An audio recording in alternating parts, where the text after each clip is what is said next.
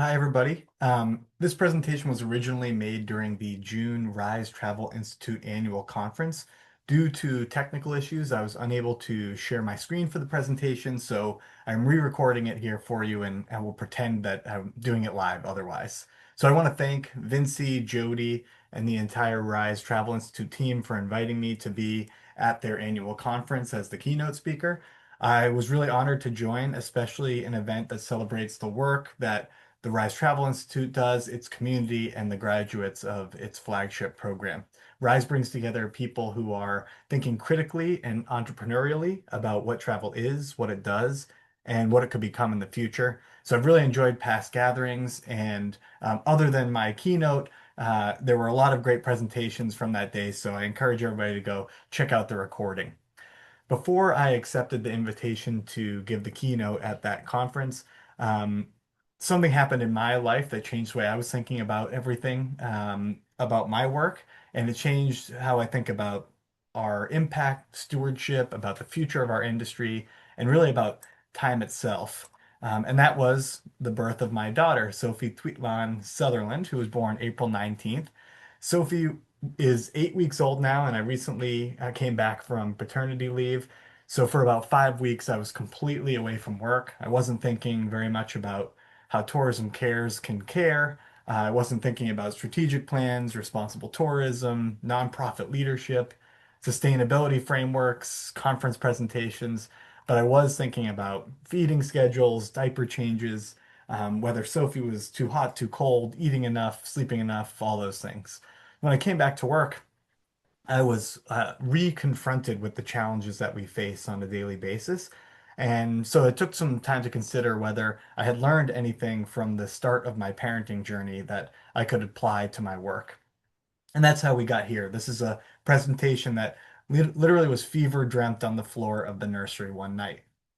Becoming a parent really changed the time horizon of the work for me. Before Sophie was born, I cared about the future and things like climate change, communities, equity, conservation, culture, the future of our industry. I cared about the world we were building and made arguments to our stakeholders and members from that perspective. But after she was born, the future became less abstract. It became a person. It became someone I would hold and feed and change and care for. And it became someone who would inherit the consequences of the decisions that I'm making now and that I'm trying to help influence for the long term. And she doesn't have any say in any of that. So that changes things for me. Quite frankly, it freaks me out a little bit with what's going on in the world right now. But I can honestly say that my perspective has shifted. Being a dad has made me think less in terms of the next event that we have, the next project I'm working on, next fiscal year strategic plan, and more in terms of what we're actually building over the long term. One of the things that completely blew my mind during this period was learning something about generations. Maybe you watching this already know this, but I learned that when a mother is pregnant with her daughter, that daughter, when she's born, already carries all the eggs that will one day become her own children. That means when my mother-in-law was pregnant with my wife in Vietnam, that the biological beginnings of my daughter today already existed. 3 generations physically connected before any of them knew what the future would hold. That's really been sitting with me. Partially because it was just an amazing fact to learn, but partly because it's a powerful reminder that we're all living in longer timelines than we usually acknowledge and think about. Mostly we're forced to think in shorter cycles, but stewardship and leadership demand a longer view. If we're serious about affecting communities, ecosystems, culture, creating justice and equity, we have to ask questions not just about what works now, but what we're setting in motion, or what we can set in motion for the future. And we have to ask what we're building for the people who will inherit our work. To put it in terms of the slide here, what are we building for this future traveler? Wearing clothes that were a gift from my colleague Jess. That brings me to one of the central ideas I want to share with you today, that responsible travel is very good at diagnosing problems. It's not a criticism. Certainly, tourism cares has been there. We need to be able to name things like extraction, leakage, climate impact, over tourism, commodification of culture, people getting excluded, greenwashing, unequal power, exploitation of laborers, inaccessibility, all those things. Travel sometimes falls short of its own best story. So we need critique. We need to be willing to say no, that's not good enough. But I think we need something else as well, which is that we need to become equally good at describing a future that people actually want to help create and participate in. Diagnosis by itself, it's not going to build the future. It acts more as a warning, helps us understand what's gone wrong and why that matters. But if we can't describe what we're trying to build, we leave a vacuum. And vacuums tend to get filled by familiar forces, things like growth for growth's sake, convenience, extraction, short-term profit, whatever, and ultimately whatever version of sustainability requires the least amount of change. So that's certainly something to avoid. So the idea I've been grappling with, thinking about, is abundance. I've been influenced in this by conversations that are taking place in American politics right now, including through a book co-authored, I think last year, by Ezra Klein and Derek Thompson. I think there are lessons from that framework that we can bring into our work. Abundance thinking on paper is kind of simple. To have the future we want, we need to build it and we need to invent it. Abundance thinking asks, what if kind of we're at the beginning of the story? It encourages us to stretch our imagination beyond things like risk reduction. What would it actually look like for the tourism industry to actively create more of what people and places need? Can we picture it, and can we paint that picture for others? So got to be careful, especially with a sophisticated audience. Abundance certainly not a perfect framework, not for politics, not for the travel industry. So happy to talk about that another time if you like. But what resonates with me in this framework is not the promise that abundance is going to solve every problem, but rather it's the challenge that we need to spend more time articulating what we're trying to build. We need to generate a kind of positive vision of a system where solving the problems that we can identify is going to benefit most people. I use the term infant in the slide a little bit provocatively, I guess. Maybe adolescence a fairer word. Tourism is clearly not a very young industry, but our systems that we have for delivering the future in a positive way are still underdeveloped. Our ability to connect the values that we have, that we talk about, to the way we run our businesses, products, partnerships, incentives, money flow, that's still pretty immature. So I am encouraging folks with this keynote to work together to imagine an industry operating a little bit more like a grown-up. What does abundance mean for tourism? What you see on the slide here is just a start. For me, it means moving from a question about how to make travel less harmful to a broader question about what delightful things can travel make possible. So it could mean having enough clean energy to create an industry that's climate positive and climate just, local people, global citizens all benefiting from travel. It could mean local ownership opportunity where local people can shape narratives, build wealth. It would definitely mean healthier ecosystems where nature is appreciated, protected, celebrated, enjoyed. And for my to my mind, to Tourism Cares work, it also has to mean deeper visitor experiences.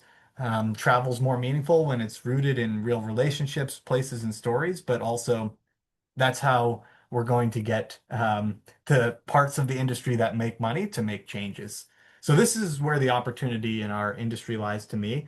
It's kind of in terms of pushing towards change or towards positive impact. It's describing a future where responsible travel is not about sacrifice, guilt, compliance, risk management, but is about better travel, richer travel, more connected, more honest travel, and one that creates value for the people and places that make the travel experience possible in the first place. Having that vision isn't enough. We can describe a better future without building it. At some point, the question becomes, how does change actually happen? And so, for us, it's about how to move from aspiration to implementation. How do we make the better choice easier, more visible, more viable, more normal? How do we help people who don't already see themselves as sustainability practitioners go ahead and make changes? How do we build systems where communities are not afterthoughts, but are central to how travel is designed, how it's sold, measured, and how do we educate travelers? Vincey's presentation after my keynote the other day reminded us that, that education and getting people to kind of change their mindsets is also an important component of this. I'm definitely not here with the full blueprint to how to build that future that we need to describe. Um, I know that we're going to need existing travel corporations, big and small, to join us. I know we're going to need those consumers, as I just mentioned. All that is probably a future keynote. And, more honestly, the work of everybody watching this presentation, everybody who was in the Rise Travel Institute annual conference the other day, and, everybody across our industry probably over a lifetime. After, 8 weeks with a newborn, though, I did come back with some lessons for anyone who might be in my shoes or similar, who wants to change the industry, and is maybe going through it right now. I've had a crash course in humility, patience, improv, repetition, recalibrating my definition of success. And if you work in the space, responsible travel, community development, sustainability, nonprofit work, that probably sounds familiar. It may sound familiar to you regardless of where you are in the tourism value chain. Even if, you just kind of work on the commercial side, that might still apply. So I'm introducing what I call the infant model to work towards change without losing your mind. A little bit tongue in cheek and maybe at times forced. You can be the judge of that. But let's start with the letter I, which is improvise while holding on to your values. This was my first lesson of parenting. You can have plans. You probably should have plans, but then reality arrives in the form of the baby, and the baby doesn't care what your plans are. So, toss out your schedule, toss out your plans, but what remained for my wife and I were our values, care, safety, love, patience, responsiveness, including our extended family in this. The method was changing constantly. It still is. I can hear her crying in the other room, but the values that we hold don't.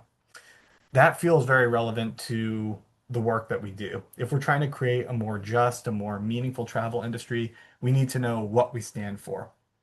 Community benefit, equity, shared prosperity. If our tactics are too rigid, which sometimes they are, we're going to fail.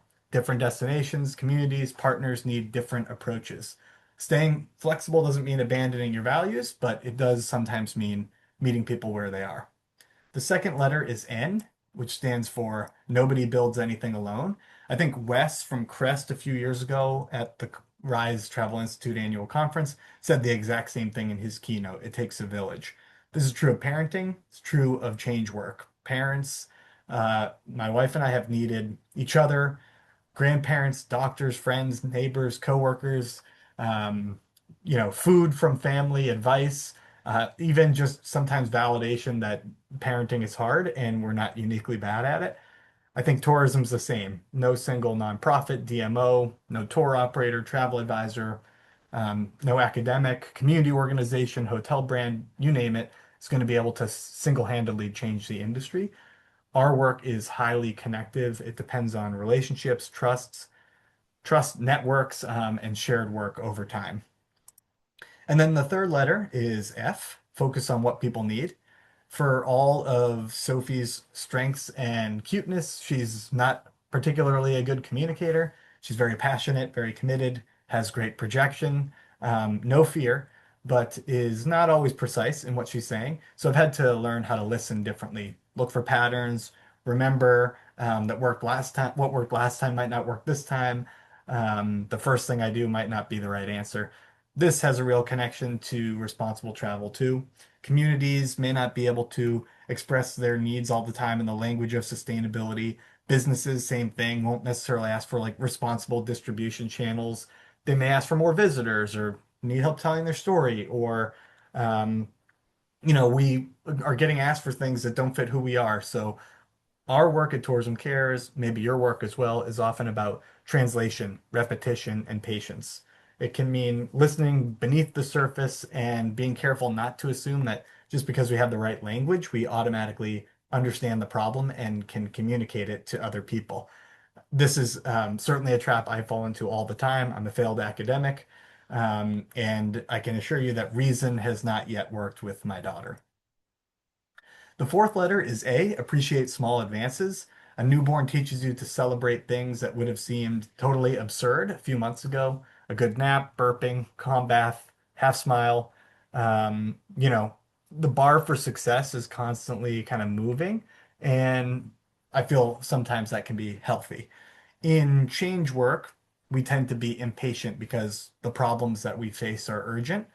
We are impatient about and should be about injustice, climate change, exclusion, extraction. But if we are losing the ability to recognize progress, that can be self-defeating.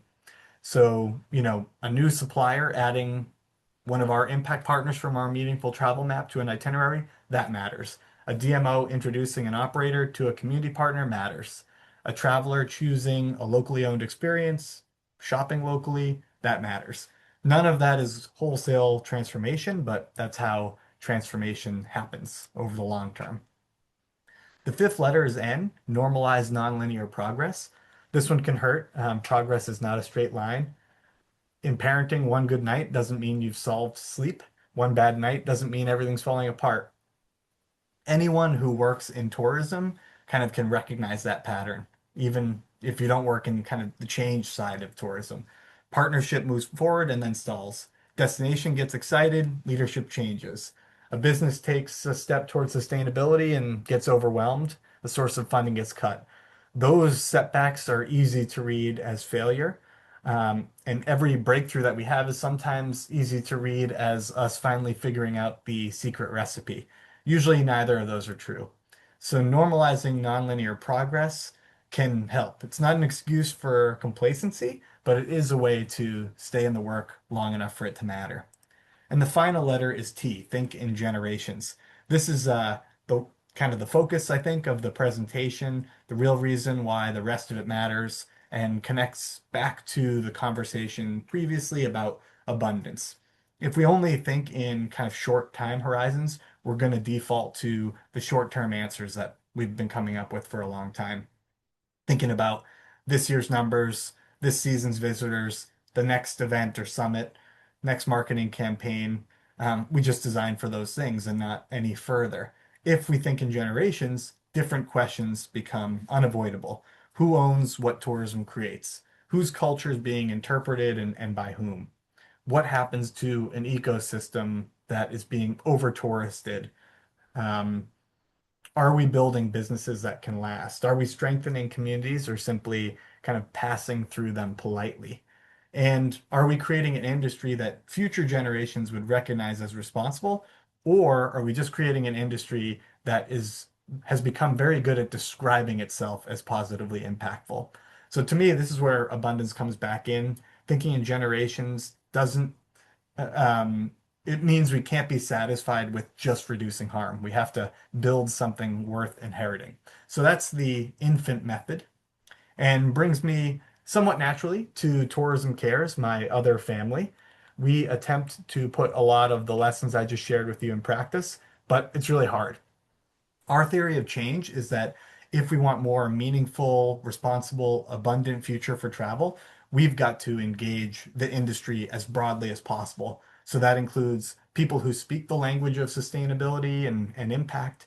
And it also includes people who definitely don't think of themselves as sustainability practitioners at all. They're just as valuable, maybe even more valuable in this situation. So our mission is to unite the travel industry, serve as a catalyst for positive social, environmental, and economic impact for the people and places of travel.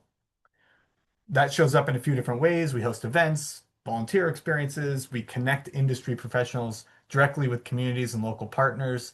We support, in particular, connections between buyers, so like tour operators and travel advisors, and suppliers that are community-centered enterprises that are generating positive impact in their community and can do so even more if they're connected to the travel trade. And so we think that impact can take place if the industry knows how to find, sell, and include these types of partners responsibly. So one of the clearest ways we do that is through the Meaningful Travel Map, which is an online tool to help the industry find and connect with impact-driven organizations around the world that are offering travel product. These are community organizations, social enterprises, nonprofits, cultural experiences, conservation initiatives, local businesses, and other partners that are creating positive impact through travel or who can benefit from a connection to the travel economy. So the idea of the meaningful travel map is simple. If we want to create more abundance for our industry, then the people and organizations already doing meaningful work on the ground need pathways into our marketplace. So that's what the map tries to do. This shows some of the different ways that parts of the travel industry can use the map, incorporating impact partners into itineraries, building meaningful travel maps for a destination to really connect those organizations into the trade. People in meetings and events can incorporate community days, community visits into their events, and hotels can encourage guests to be featured as impact partners. So, want to return to where we started. Infancy is fragile, but it's also where growth begins.